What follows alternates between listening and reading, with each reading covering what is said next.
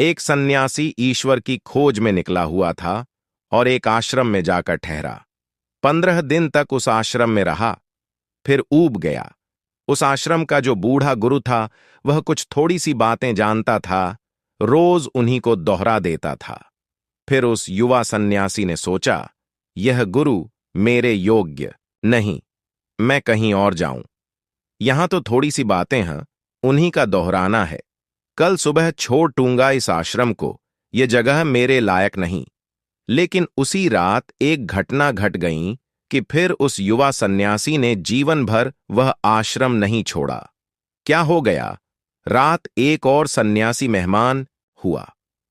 रात आश्रम के सारे मित्र इक्के डुए, सारे सन्यासी इक्के हुए उस नए सन्यासी से बातचीत सुनने। उस नए सन्यासी ने बड़ी ज्ञान की बातें कहीं, उपनिषद की बातें कहीं, वेदों की बातें कहीं।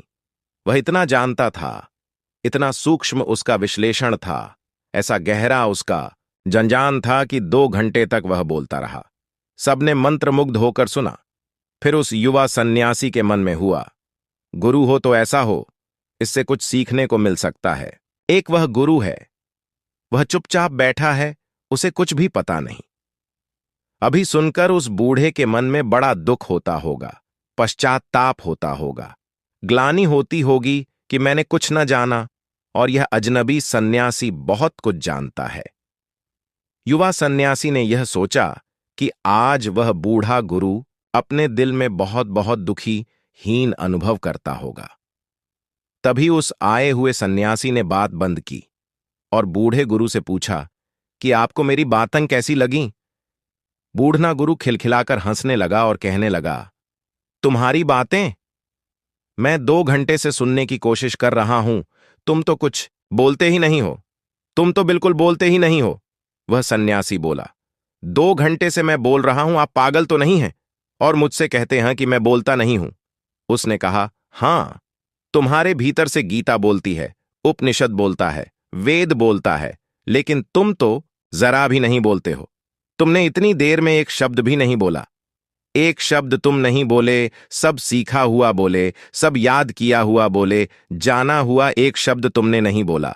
इसलिए मैं कहता कि तुम कुछ भी नहीं बोलते हो, तुम्हारे भीतर से किताबें बोलती हैं। एक ज्ञान है जो उधार है, जो हम सीख लेते हैं। ऐसे जंजान से जीवन के सत्य को कभी नहीं जाना जा सकता।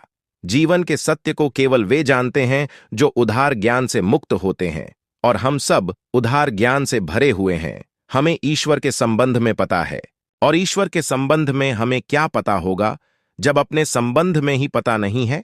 हमें मोक्ष के संबंध में पता है, हमें जीवन के सभी सत्यों के संबंध में पता है, और इस छोटे से सत्य के संबंध में पता नहीं है जो हम हैं।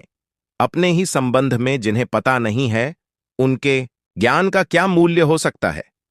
लेकिन हम ऐसा ही ज्ञान इकट्ठा किए हुए हैं और इसी जान को जान समझकर जी लेते हैं और नष्ट हो जाते हैं। आदमी अज्ञान में पैदा होता है और मिथ्या ज्ञान में मर जाता है। ज्ञान उपलब्ध ही नहीं हो पाता। दुनिया में 2 तरह के लोग हैं, एक अज्ञानी और एक ऐसे अज्ञानी जिन्हें ज्ञानी होने का भ्रम है। तीसरी तरह का आदमी मुश्किल से कभी कभी जन्मता है, लेकिन जब तक कोई तीसरी तरह का आदमी न बन जाए, तब तक उसकी जिंदगी में न सुख हो सकता है, न शांति हो सकती है। क्योंकि जहां सत्य नहीं है, वहां सुख असंभव है। सुख सत्य की छाया है। जिस जीवन में सत्य नहीं है, वहां संगीत असंभव है, क्योंकि सभी संगीत सत्य की वीणा से पैदा होता है। जिस जीवन में सत्य नहीं है, उस जीवन में सौंदर्य असंभव है, क्योंकि सौंदर्य वस्त्रों का नाम नहीं है और न शरीर का नाम है। सौंदर्य सत्य की उपलब्धि से पैदा हुई गरिमा है, और जिस जीवन में सत्य नहीं है, वह जीवन अशक्ति का जीवन होगा, क्योंकि सत्य के अतिरिक्त और कोई शक्ति दुनिया में नहीं है। ओशो।